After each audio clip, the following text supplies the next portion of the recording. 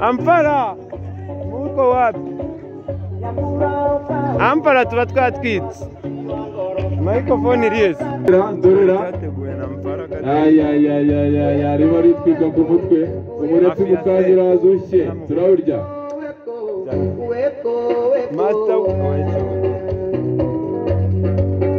muri kumwe na Master Wanchichu Inchula na Gigzontre kuri komedi aho ngaho mu birori byateguwe na Amfara Academy.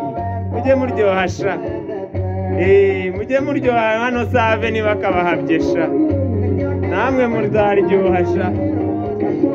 Selemani Mafia Sele yaturutse KGL akaba ari kumwe na Gigzontre kuri komedi original.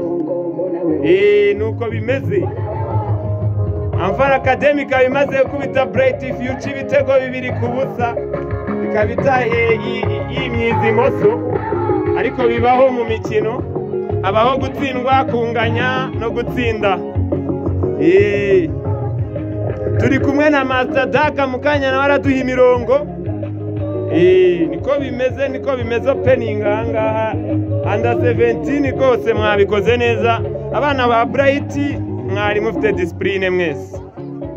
Very good.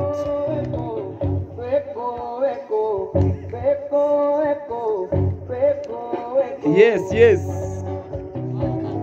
SYG nanjye ndahababereye rwose mba nabateguriye ngo muryoherwe. Nuko bimeze.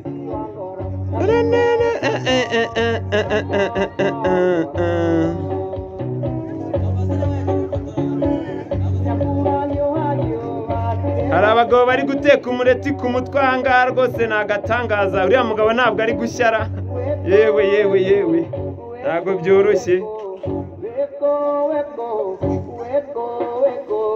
Itaranirwa nawe arahababereye rwose, umukinnyi watakumeze nabi cyane utsinda ibitego byinshi cyane. Bese Valence yagiye hesha kapite uri he? Naho mwabikoze sha. Courage. Wagwani wa Fikson.